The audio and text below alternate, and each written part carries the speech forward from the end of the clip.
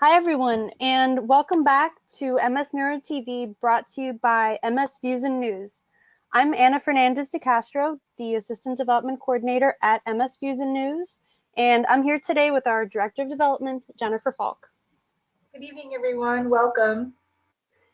MS Views and News is a nonprofit organization dedicated to providing education and information to the multiple sclerosis community. So this month is actually MS Awareness Month, and we're so glad that all of you are able to join us here today and to stay informed. We would also like to thank our supporters, Celgene, and viewers like you for making educational programs like this possible and helping us to continue spreading MS awareness and information. Today we're here with Dr. Mitzi Williams, and she'll be sharing with us some great tips on how to access medical care and multiple sclerosis resources so that you can get the best care possible. Dr. Mitzi Joi Williams is a neurologist and MS specialist in Atlanta, Georgia. Dr. Williams completed her neurology training and multiple sclerosis fellowship at the Medical College of Georgia in Augusta, Georgia.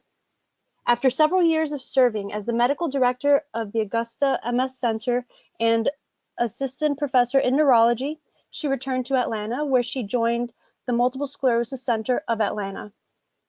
She served there as a staff physician and researcher for over 7 years.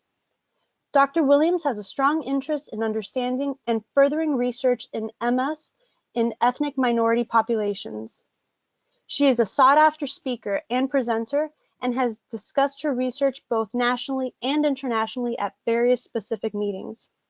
She has spearheaded and participated in multiple steering committees and work groups to further research in underdeveloped populations with MS. She also has recently increased involvement in efforts to increase diversity in clinical research and educate the community about the importance of research participation. Dr. Williams is the author of MS Made Simple, the essential guide to understanding your multiple sclerosis diagnosis. Because of her passion for teaching and advocacy, Dr. Williams will be joining the faculty of her alma mater, the Morehouse School of Medicine, in 2019. All right, so tonight we're going to get started by playing a special video interview with Dr. Williams. If you have any questions that you would like to ask Dr. Williams, go ahead and type them into the question box. After the video is done playing, we will be live with Dr. Williams for a Q&A. We will keep your questions anonymous. And for those of you who are calling in tonight over the phone and do not have video access, please know that you will hear a few minutes of silence while we play the pre-recorded video interview. But please don't worry and stay on the line, because once the video is done playing, you'll be able to hear us again during the live Q&A with Dr. Williams. Okay, let's begin.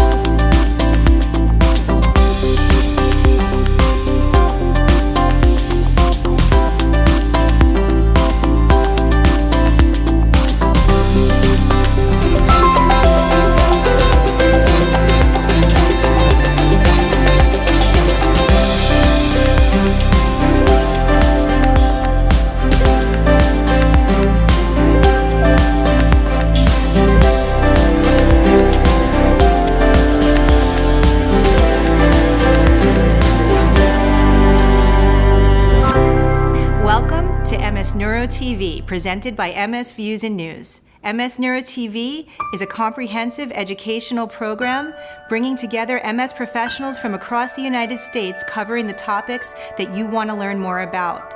To register for MS Neuro TV webinars, visit www.msviewsandnews.org. Thank you. We hope you enjoy the program. Good evening, Dr. Williams, and thank you for being here with us this evening. We have some questions about accessing multiple sclerosis care and resources and having your needs met.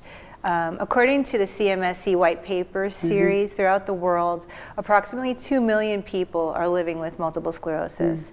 Many issues that affect MS patients worldwide include lack of social support, inability to find good MS education, and lack of access to various resources for living good and well lives with MS. In your experience, can you share with us what you feel are the greatest access issues and what you recommend to your patients to help them get direct needs met and care partners living with MS? Absolutely. So I think that this is very important, and I think that if there's any message that I try to get across to people living with MS is that you can be empowered to engage in the healthcare system and to get your needs met to the best of your ability, right? So I think one of the major challenges is certainly access to care. There are many parts of the country where there are not a great deal of neurologists present in those areas. And sometimes also there's very little MS expertise in those areas. For instance, I'm fortunate that I live in Atlanta and we have several large MS centers and we have many doctors that specialize in MS, but I've often gone to give talks in other parts of the country where there's no neurologist within a large mile radius and definitely no MS centers even sometimes in that state. So I think that that often is the biggest barrier for people accessing care.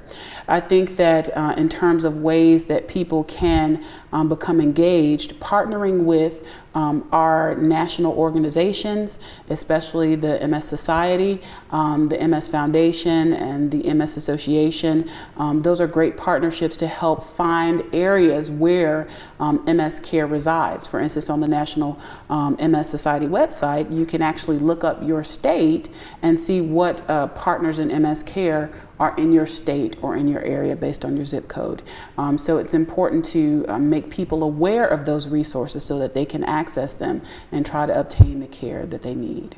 Absolutely, thank you. And for the people that go to those sites and there really is nothing in their communities, what do you recommend to those people? Online resources or to travel? What do you recommend? So it varies. So if there are resources available, oftentimes people can travel to an MS center. There are many different models of care within MS centers. There are some people who exclusively go to an MS center for all of their care, but there are many people who live several hours away from a center. So for instance, at our center in Atlanta, we would often have people who would come see us once a year, and then they would follow with their general neurologist close to home. So there are different models of care where you can maybe see a specialist once a year, which may not be as prohibitive as seeing somebody every couple of months, but then also be plugged into someone locally, so that if you have acute issues or need to be seen very quickly, you can see someone in your area, and that person can also consult with the physician that you're seeing that's a little bit further away. If there are no resources available, that are accessible or feasible for a family to access, then generally I recommend that people try to educate themselves to the best of their abilities.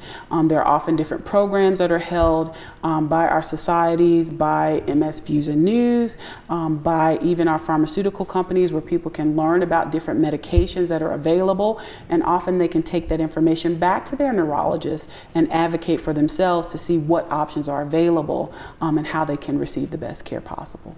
Wow, wonderful information. Thank you. And can you share with us what you would recommend to a newly diagnosed patient who will need to access many things, possibly all in a very quick period of time? Where do you recommend someone starts? So generally, if someone is newly diagnosed, I tell them to take a deep breath and process, right? There are many emotions, there are many kind of fears and different situations that arise with a person who's newly diagnosed with MS, as well as their families. So usually the first thing I do is I recommend they do not do something. I recommend that they do not look up and memorize an exhaustive list of symptoms of MS, because it will scare them to death, okay? So that's usually the first thing that I tell people not to do, okay? But aside from that, I do think, again, it's important to tap into a community of support. So again, looking for those support groups in the area, people who have been living with MS for extended periods of time that can offer some guidance, offer some advice. For families, the first place to start is with your healthcare provider. Talk about the diagnosis, make sure you have questions. I encourage people, when you go home after a visit and you have questions, write down all of those questions and try to see how you can get those answered and get the information that you need to make informed treatment decisions. Excellent, thank you. And I know you mentioned online resources. Do you recommend different resources for younger individuals that are diagnosed with MS versus someone maybe in their 40s or 50s? Are there groups that exist specifically for a younger person that receives a diagnosis of multiple sclerosis? So that's a great question, but an area that needs a lot of work, right? So there generally aren't a lot of groups that are specific to younger people with MS. One of my goals in Atlanta is to try to connect people of similar interests. So I had a group of my patients who were younger women who do not have a great deal of disability that's visible from their MS, and so I was able to get some of them together and allow them to, and help them to form their own support group. So I think that, there definitely needs to be more of a grassroots effort for people to try to connect in those ways, but most of the support groups are mixed in terms of the length of time with diagnosis, the types of MS, but certainly we can do a better job, as providers to try to help people to connect who have those similar interests or of similar age groups. Well, wonderful information, and thank you so much for sharing that with us tonight. Absolutely. Thank you so much for having me. Absolutely. All right.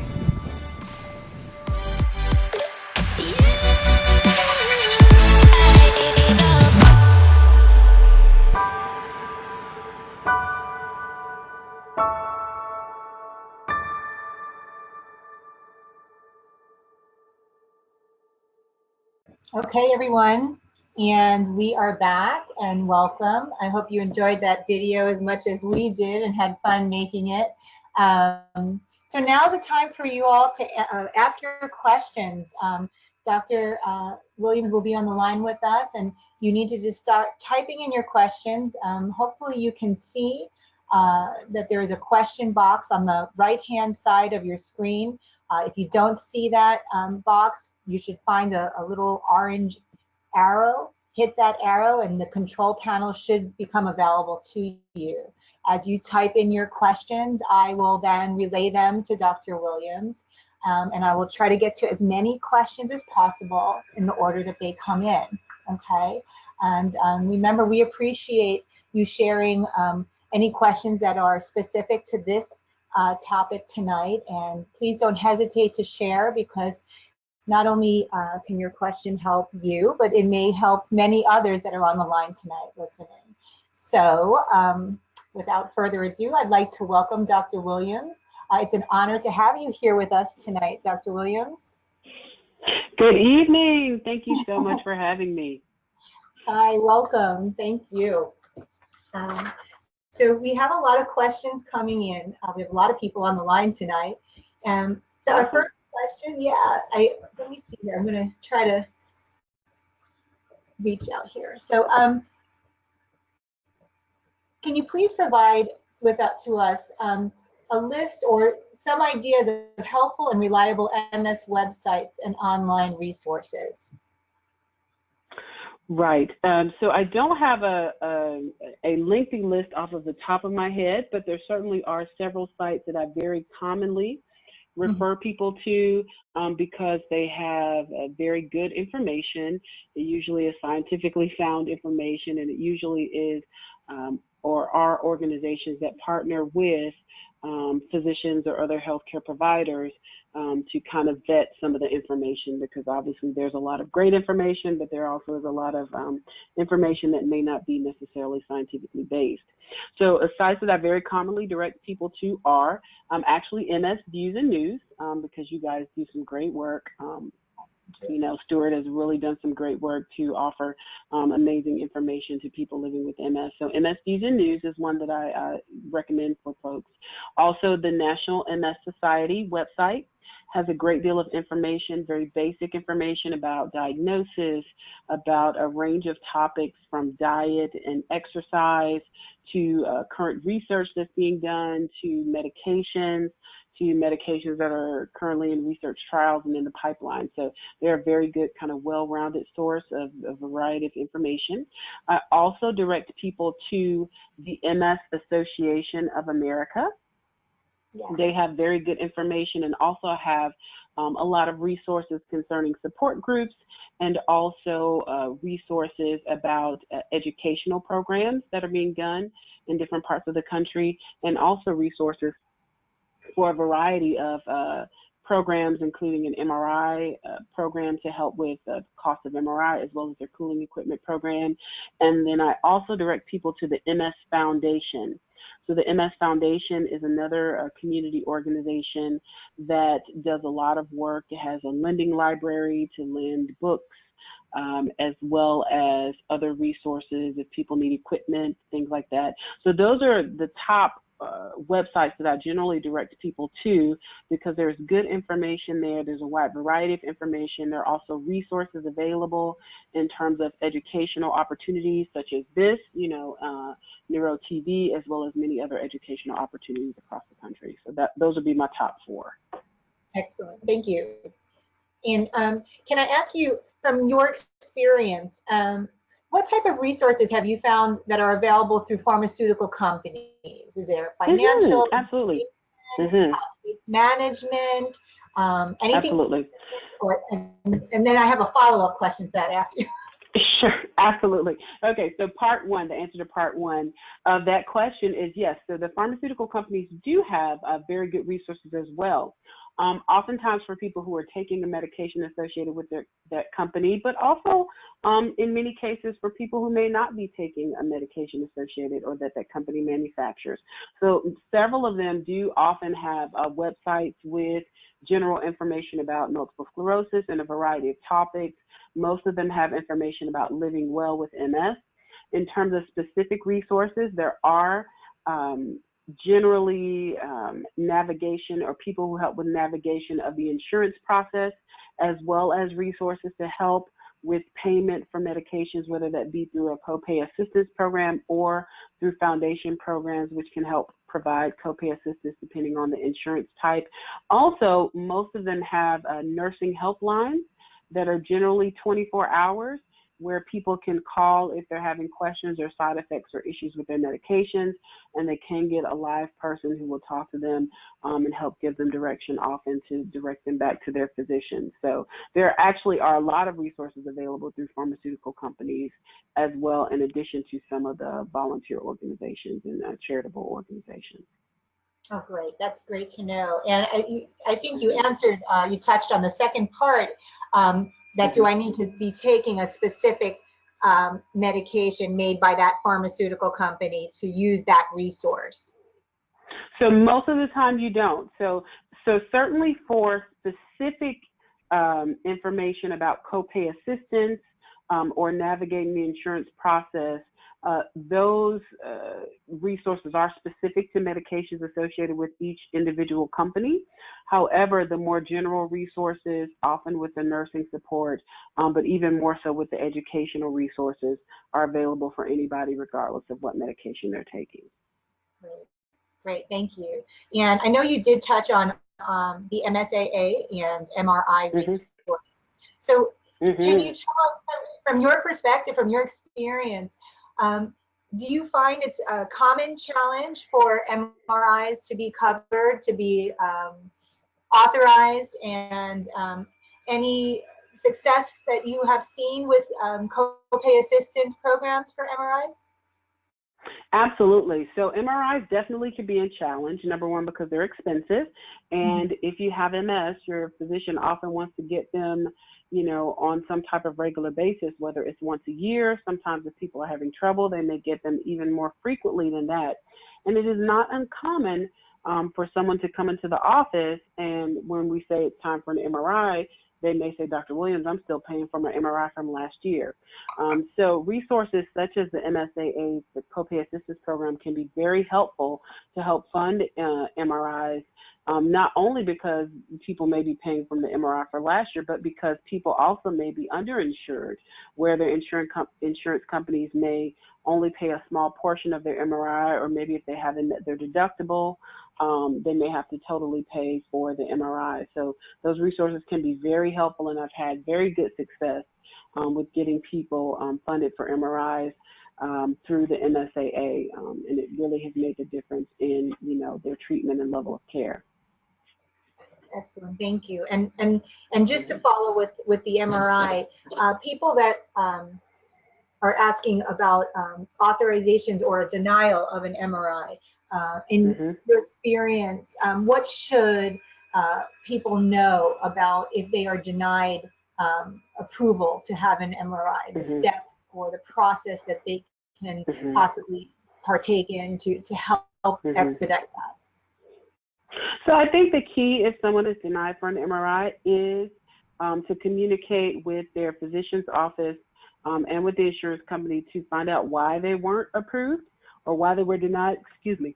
One of the most common reasons recently that I have had denials of MRIs is that, so traditionally when someone comes in to be seen, I might see someone every 6 months, and then let's say they need an MRI in the next 6 months. And if, let's say, the MRI gets scheduled at 7 months, sometimes the insurance company will say, well, you haven't been seen in the past 6 months, so we won't do the MRI. So if it's something as simple as needing to go in for a visit, I think the key thing to understanding why it was denied and getting it approved is figuring out why it was denied. So in some cases, it is just a matter of, there may be rules about people being seen within a certain period of time, or there may be certain rules about a certain number of MRIs within a year period. So sometimes the insurance companies, will say, you can't have 2 MRIs within a calendar year, or sometimes they'll say you can't have 2 MRIs within 365 days, which can make a big difference, So if someone gets an MRI in December and then they get one, the following December, it may not be a total 365 days. So I think the key is understanding why it was denied, and then kind of circling back with your physician to see what can be done to, either resubmit or kind of ameliorate the process or do whatever middle step needs to be done to get it approved. Okay, thank you. Shifting a little bit over to social media. Do you feel that social media, things like Facebook, Twitter, Instagram, are sufficient or are good avenues for reaching out? So I think it's a start, right? It depends a lot on a person's resources, their ability to get out. Obviously, some people with MS are a lot more mobile and able to get out and move around and go to programs versus others who may not have either the resources or ability to get out, or may not have a lot of activity going on in their area.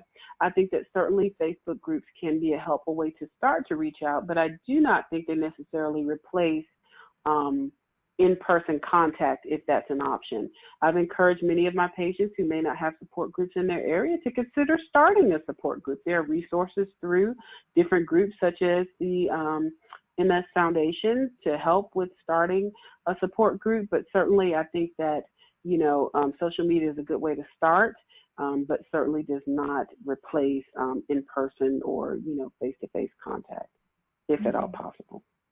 Okay. And also, I have a question in regards to mental health and resources. How would I access mental health resources or care? Is there something I can discuss with my neurologist versus my primary care doc? So both. So mental health resources are certainly very important. I have many people living with MS, many of my patients who do access mental health resources for a variety of reasons. So many people with MS deal with depression or anxiety at some point in the course of disease. People also have life circumstances that may, cause depression or anxiety or other issues. So, certainly contacting primary care would be important, contacting your neurologist. Now, with the advent of telehealth, there are often telehealth resources available for mental health services, but also your primary care doctor, especially if they're closer to where you live, could help you with identifying providers in your area and how you would access those resources. What's really interesting about telehealth, thank you. And thank you for sharing all of this information with us, and thank you for being with us tonight. We really appreciate all of the information you've shared with us. Absolutely. Thank you so much. Absolutely. And I think Anna Christina is going to chime in and give us some closing information. Hi, thank you, Jennifer. Yeah. And thank you so much, Dr. Williams. That was really great. And thanks to all of you who have joined us tonight. And I really think that Dr. Williams gave us a lot of great information on resources that will really help people living with multiple sclerosis. Thank you so much for that.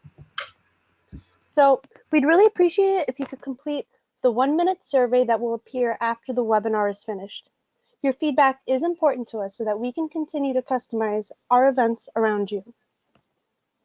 Next month's topic is women's health in MS. Changes, challenges, and focus with advanced registered nurse practitioner and MS specialist, Patricia Pagnotta. This webinar will be on Tuesday, April 2nd at 8:00 p.m. Those of you who are joining us live are already registered for the entire series, so just keep an eye out for the reminder emails for instructions on how to join our next webinar on April 2nd. If you are watching us on YouTube and not registered for this series yet, you can find the registration link in this video's YouTube description. All MS Neuro TV webinars, including tonight's recording, can be found on our YouTube Learning channel within the week. So make sure you subscribe to our channel and turn on notifications so you get alerts on our latest MS videos.